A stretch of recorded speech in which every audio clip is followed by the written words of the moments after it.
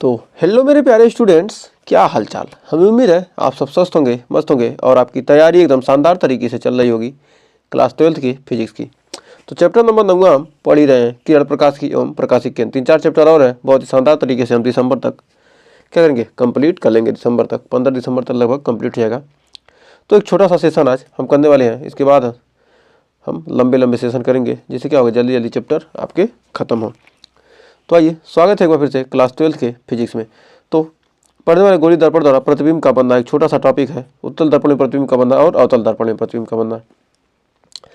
तो आइए शुरू करते हैं कैसे प्रतिबिंब बनेगा। तो गोली दर्पण में प्रतिबिंब का बनना, जो गोली दर्पण है प्रतिबिंब, गोली दर्पण कितने प्रकार हैं? 2 प्रकार के प्रतिबिंब बनते हैं। एक अवतल दर्पण द्वारा प्रतिबिंब बनेगा और एक उत्तल दर्पण द्वारा। गोली दर्पण में प्रतिबिंब कितने प्रकार द्वारा? 2 प्रकार द्वारा। अवतल दर्पण द्वारा प्रतिबिंब, अवतल दर्पण द्वारा प्रतिबिंब का बनना, प्रतिबिंब का बनना।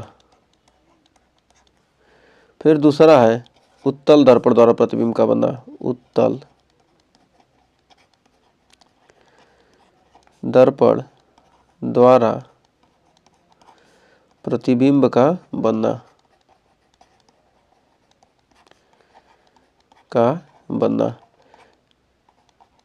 ये 1-2 नंबर में ये टॉपिक पूछता है, तो ज़्यादा पूछता नहीं है, तो इसमें क्या हमको ज़्यादा इसमें पढ़ने की ज़रूरत नहीं है। तो आइए देखते हैं अवतल दर्पण द्वारा प्रतिबिंब का बनना। अवतल दर्पण द्वारा प्रतिबिंब कैसे बनेगा।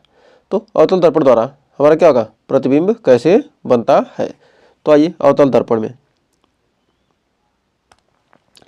तो जब वस्तु क्या हो, पहला कंडीशन सबसे पहले देखेंगे।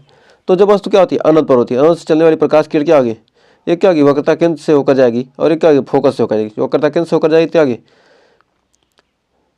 अपवर्तन के पश्चात क्या आगे, पूरा क्या आगे उसी मार्ग से वापस लौट जाएगी और फिर क्या आगे, और इसमें जब क्या आगे मुख्य अक्ष के समान मुख्य फोकस से होकर आने वाली जो किरण क्या होगी, वह क्या होगी, परावर्तित होकर क्या हो जाएगी, परावर्तित जब होगी तो क्या होगी, मुख्य अक्ष के समांतर हो जाएगी। मुख्य अक्ष के समांतर हो जाएगी तो क्या बनेगा, यहाँ पर एक प्रतिबिंब बनेगा, जो जिस बिंदु पर क्या होगी, दोनों मुख्य फोकस वक्रता केंद्र से होकर जाने वाली है और मुख्य फोकस से होकर जाने का इस बिंदु पर मिलेंगी, दोनों जिस बिंदु पर काटेंगे क्या हो, बनेगा इसका प्रतिबिंब। जब प्रतिबिंब यहाँ पर बनेगा तो क्या बनेगा, क्या बना, वास्तविक बना। सामने बनेगा क्या कहेंगे, वास्तविक। पीछे बनेगा तब आभासी। तो सामने बना तो वास्तविक बना और उल्टा बना, और वस्तु से क्या बना है, छोटा।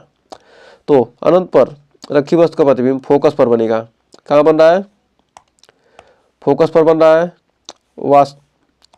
वास्तविक बना, उल्टा बना, वस्तु से छोटा बना। पुनः दूसरा, जब वस्तु कहाँ रखी है, जब वस्तु वक्रता केंद्र तथा अनंत के बीच है। ये क्या है, हमारा वक्रता केंद्र है और अनंत है, अनंत के बीच, अनंत यहाँ पर, अनंत और वक्रता केंद्र और अनंत के बीच, ये अनंत है, यहाँ से इसके वक्रता केंद्र और अनंत के बीच रखी है। तो इससे चलने वाली प्रकाश किरण क्या होगी, मुख्य फोकस से होकर जाएगी और क्या होगा, परावर्तन के पश्चात क्या होगी, मुख्य अक्ष के समांतर, फिर इधर से होकर जाएगी क्या होगी, सीधे जब पड़ेगी तो क्या गया, परावर्तन के पश्चात क्या हो जाएगी, फोकस से होकर जाएगी और दोनों एक दूसरे पर क्या करेंगे, जिस बिंदु पर काटेंगे वक्रता केंद्र और फोकस दूरी के बीच प्रतिबिंब क्या बनेगा, वास्तविक उल्टा और वस्तु से छोटा। वास्तविक उल्टा और वस्तु से छोटा। तो अनंत पर वक्रता केंद्र तथा अनंत के बीच, तो दोनों हो गया क्या, फोकस तथा वक्रता केंद्र के बीच बनेगा वास्तविक उल्टा। फिर वक्रता केंद्र पर रखी है, जब वक्रता केंद्र पर रखी है, तीसरा कंडीशन सी पर रखी है, तो क्या बनेगा, इससे चलेगी वक्रता केंद्र से होकर वापस लौट जाएगी, फिर इस पर चलेगी, फिर क्या होगी, फोकस से होकर जाएगी, तो क्या होगी, और इससे चलेगी क्या है, ये हमारा फोकस है, तो फोकस से होकर आई तो क्या, मुख्य अक्ष के समांतर हो गई, इससे सीधे गई और क्या गई, फोकस से होकर गुजर गई। जब फोकस से होकर गुजरेगी, जिस बिंदु पर मिलेंगे वो क्या होगा, दोनों वक्रता केंद्र पर मिलेंगे, क्या होगा, वो प्रतिबिंब कहाँ बनेगा, वक्रता केंद्र पर वस्तु के बराबर, उल्टा तथा वास्तविक। अब वक्रता केंद्र तथा फोकस के बीच, अब वक्रता केंद्र और फोकस के बीच, वक्रता केंद्र है और ये फोकस है, इसके बीच रखी वस्तु का प्रतिबिंब सीधे चलेगा, फोकस से होकर वापस लौट जाएगा, फिर समांतर की फोकस से होकर जाएगा तो क्या होगा, वक्रता केंद्र और अनंत के बीच वास्तविक उल्टा बनेगा। वक्रता केंद्र तथा अनंत के बीच वस्तु से बड़ा बनेगा और उल्टा तथा वास्तविक। अब फोकस पर रखा है तो वस्तु, अब वस्तु कहाँ रखी है? फोकस पर। तो वस्तु फोकस पर रखी है तो उसका प्रतिबिंब कहाँ बनेगा? तो मुख्य अक्ष के समांतर चलेगी, मुख्य अक्ष के समांतर चलने में प्रकाश की क्या होगा? परावर्तन के पश्चात क्या होगा? मुख्य फोकस से होकर जाएगी और क्या करेंगे? और ये क्या, जो इस प्रकार क्या होगी, इस पर जो किरण बन रही है प्रकाशिक केंद्र से होकर क्या जाएगी? निकल जाएगी। दोनों कहाँ बनेंगे? दोनों का प्रतिबिंब क्या बनेगा? इसका प्रतिबिंब कहाँ बनेगा? वस्तु से बड़ा, अनंत पर बनेगा, उल्टा बनेगा और वास्तविक बनेगा। और ध्रुव तथा फोकस के बीच जो वस्तु रखी है, ध्रुव और फोकस के बीच रखी वस्तु का, ध्रुव और फोकस के बीच रखी वस्तु का क्या प्रतिबिंब? आभासी बनेगा और सीधा बनेगा और वस्तु से बड़ा। तो आभासी, वस्तु से बड़ा, आभासी तथा सीधा बनेगा दर्पण के पीछे, आभासी सीधा दर्पण के पीछे बनेगा। ये तो क्या था हमारा अवतल दर्पण का। अब पढ़ते हैं उत्तल दर्पण के लिए। तो देखते हैं उत्तल दर्पण द्वारा प्रतिबिंब का बनना। उत्तल दर्पण image formation by convex mirror. कर वस्तु की स्थिति के आधार पर उत्तल दर्पण द्वारा प्रतिबिंब बनाने के लिए निम्नलिखित दो स्थितियां संभव है। मतलब उत्तल दर्पण में क्या होता है? दो ही स्थिति में क्या होता है? प्रतिबिंब बनता है। तो बस दो ही स्थिति हमको क्या करना है? पढ़ना है। तो वस्तु अनंत पर हो, जब वस्तु क्या होती है? अनंत होगा। अनंत से चलने वाली प्रकाश किरणें क्या होंगी? परावर्तन के पश्चात मुख्य अक्ष के समांतर चलने पर क्या होंगी? फैल जाती है। ये क्या होगी? प्रकाश किरण क्या होती है? अवतल दर्पण, उत्तल दर्पण क्या करता है? प्रकाश को फैलाता है। प्रकाश पड़ेगा क्या होगा? प्रकाश को क्या करेगा? फैला देगा। जब प्रकाश को फैला देगा तो फोकस पर इसका प्रतिबिंब क्या बनेगा? इसको बढ़ाएंगे तो क्या होगा? फोकस पर आभासी बनेगा। कहाँ बनेगा? आभासी बनेगा और सीधा, और वस्तु से क्या होगा? छोटा। वस्तु इतनी बड़ी है, क्या प्रतिबिंब कितना बना? छोटा सा बन रहा है, तो आभासी बनेगा और सीधा बनेगा और वस्तु से छोटा बनेगा। फिर अगला है, जब वस्तु अनंत तथा ध्रुव के बीच कहीं भी हो, वस्तु क्या हो? अनंत पर हो और ध्रुव, इधर क्या है? ध्रुव है और इधर क्या? अनंत है। अनंत और ध्रुव के बीच कहीं भी स्थित हो तो वस्तु से चलने वाली प्रकाश किरणें क्या होंगी? मुख्य फोकस से क्या होगी? प्रकाशिक केंद्र से होकर गुजरेंगे। क्या प्रकाशिक केंद्र पर जो प्रकाश पड़ती है क्या होती है? वह सीधे अपवर्तित कर देती है, परावर्तित कर देती है।